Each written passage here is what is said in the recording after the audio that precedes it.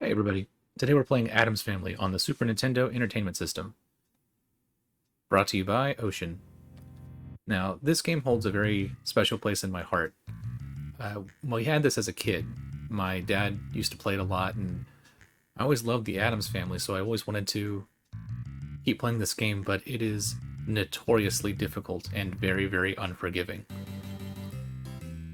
When you start the game, you only have two hearts, so you can only get hit twice before you're dead, which is very, very, very challenging. This is like Ghost and Goblins. So it can be very, very taxing to try to stay alive. Now, I've heard supposedly you can actually get more hearts if you play long enough. I never made it to that point as a kid.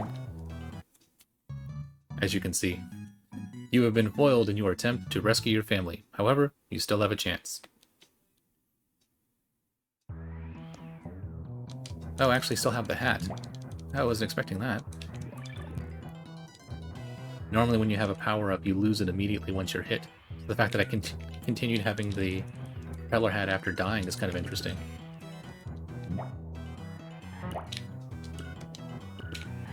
Yeah, the hit detection on this game can be really frustrating, where it just picks at random.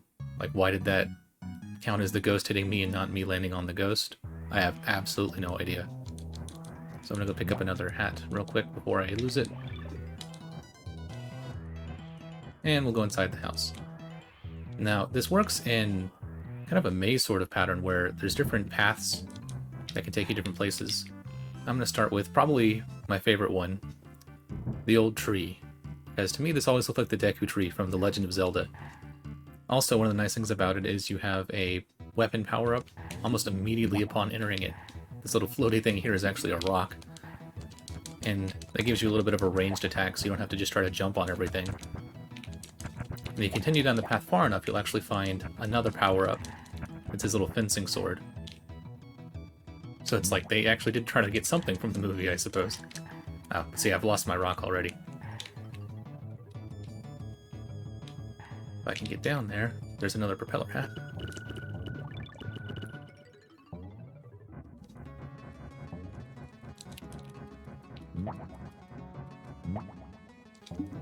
This game has a lot of cute visuals, and the idea that you're fighting all these other monsters, it's kind of funny, because everything in the Addams Family are already kind of monsters with, like, Lurch and whatnot.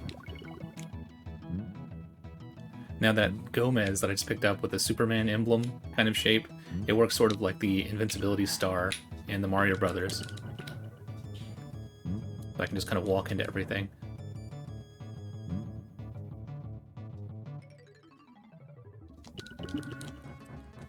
This propeller head has helped me get quite a few extra 1-ups on this level. Oh, there goes my invincibility, though.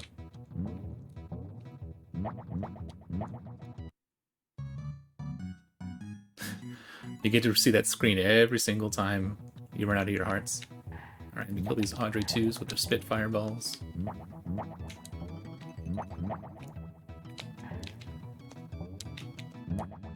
Yeah, the platforming in this game is particularly difficult too, because Gomez kind of slides like he's on ice constantly. So when you just tap a button left or right, he keeps going as though you were running. Like, I just tap it. Just a tap to the right, tap to the left, tap to the right, and you just see how much he slides. And it's not completely predictable. Sometimes you'll tap it and he will barely move. Other times you tap it and he pretends like he was just sprinting.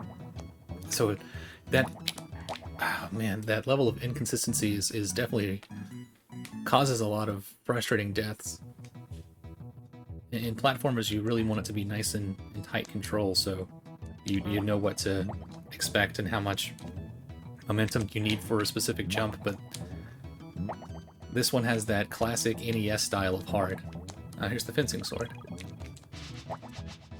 There's a lot of games in the NES library and the early Super Nintendo library had that same mentality that video games needed to be relentlessly difficult.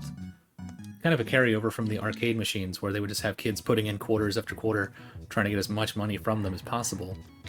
And so these early NES and Super Nintendo games had that same design mentality, where they just needed to be just unnecessarily difficult. And eventually they realize that there's no point in doing that. Once you bought the game, you've already given the game developer your money. They're not going to get more money from you having to start over and over again. It's probably the most frustrating thing about this game to me is that you get hit once and you lose your weapon power-up. Like, the only being able to be hit twice before you die is frustrating, but you can kind of study the enemy patterns and locations, and playing the game long enough and you'll start to get better about when to dodge, when to jump, when to duck.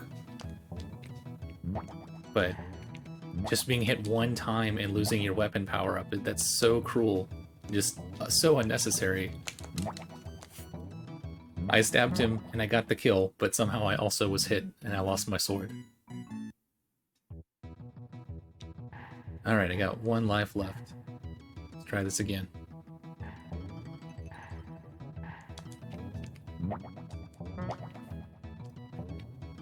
It's like it punishes me for going too slow, punishes me for going too fast. Like there, I have no idea why he didn't hit me. He went through me, like the character clipped right through me.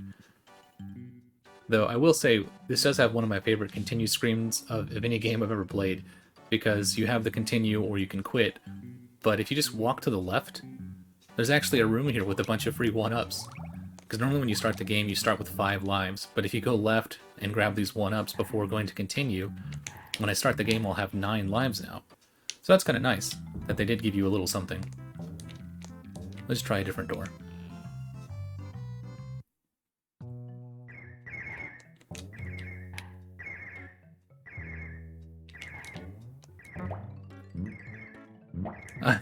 I got stuck on the bear's mouth. Alright, let's try it again.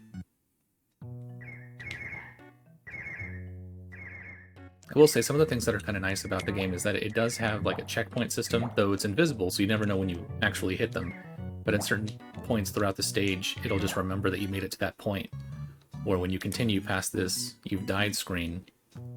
See, I didn't have to start all the way from the very beginning. I started at the top of this bear rug.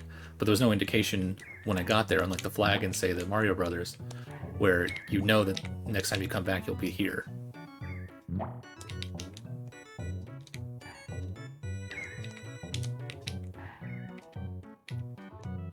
If you're a really good platform gamer, you might actually enjoy this game because it does provide a tremendous challenge, but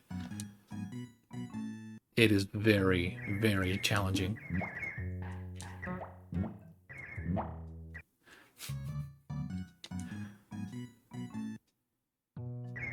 Alright, still have 5 more lives. Let's see if we can get through this area. Oh, man. You're just so overrun with enemies everywhere.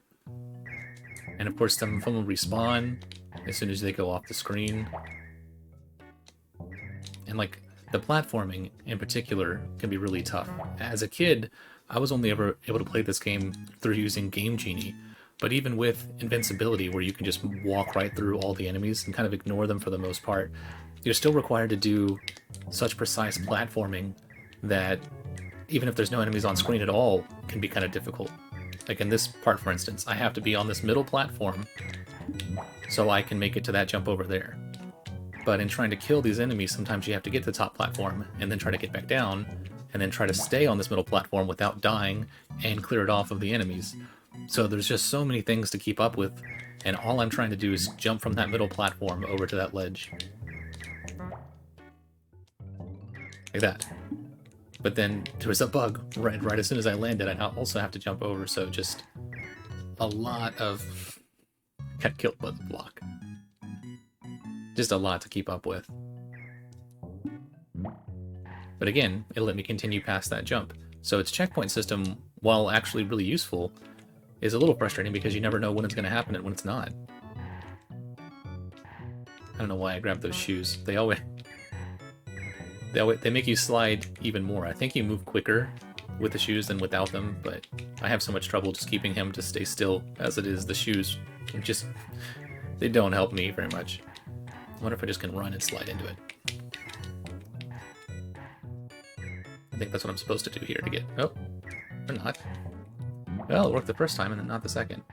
So here's a jump where I've got to jump and clear the gap, but not hit the ceiling. Oh, wow, that was tough.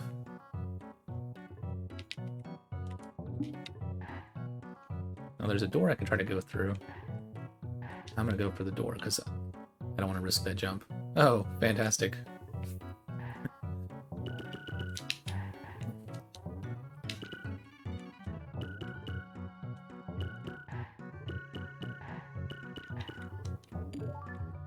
Yeah, I got a heart. That's something. The dark room. I'm on my last life. How far can I make it? Oh gosh, well, I guess I'm gonna make it this far.